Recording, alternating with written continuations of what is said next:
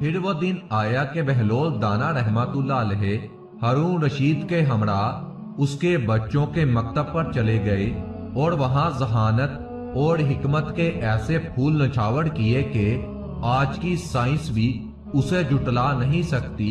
हजरत बहलोल दाना रहमतुल्लाह अलैह खलीफा के साथ उसके बेटे अमीन और मामून के मकतब बने और उस्ताद से उनकी तालीम के बारे में दरियाफ्त करने लगे।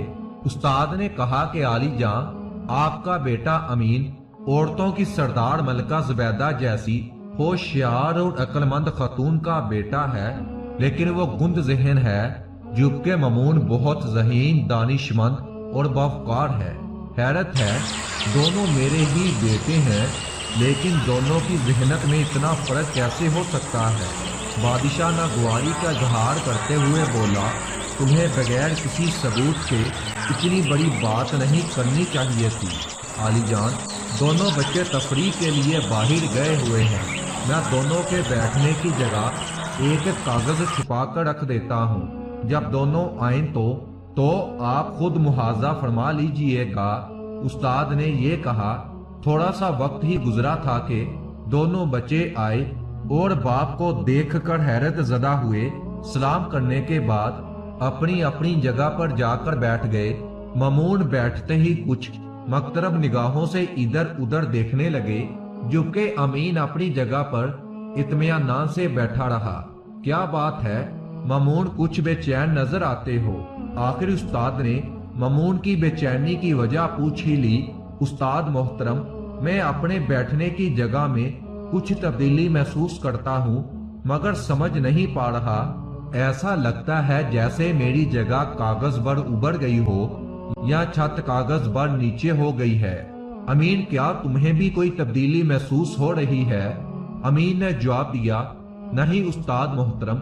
खलीफा तो जैसे दम बखुद होकर रह गया। आली जान, अगर इजाजत हो तो दूसरे कमरे में चलते हैं। वो बच्चों को उधर छोड़कर दूसरे कमरे में चले गए। खलीफा ने हैरत ज़दा होकर कहा, आखिर क्या माजरा है?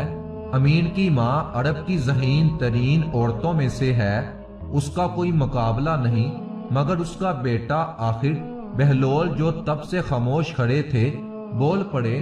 आली जां, अगर इजाजत दें तो मैं उसका सबब बयान करूं। खलीफा ने कहा कि हाँ हाँ जरूर बयान करो। उसके बाद खलीफा हारून रशीद की तरफ मतवज्जा हुआ। औलाद की जहानत और दानिशमंदी के दो इसबाब हैं। अव्वल ये कि औरत और मर्द के दरमियान फितरी रोगबत और ख्वाहिश हो तो उनकी औलाद होशियार, ज़हीन और दानिशमंद होती है।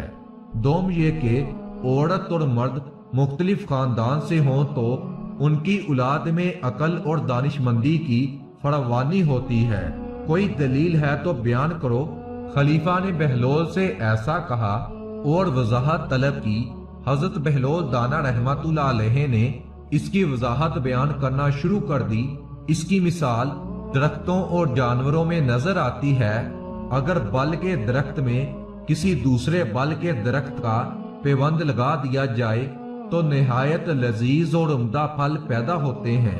इसी तरह घोड़े और गधे के मिलाप से खच्चर पैदा होता है, जिसकी होशियारी, फुर्ती और ताकत का जवाब नहीं।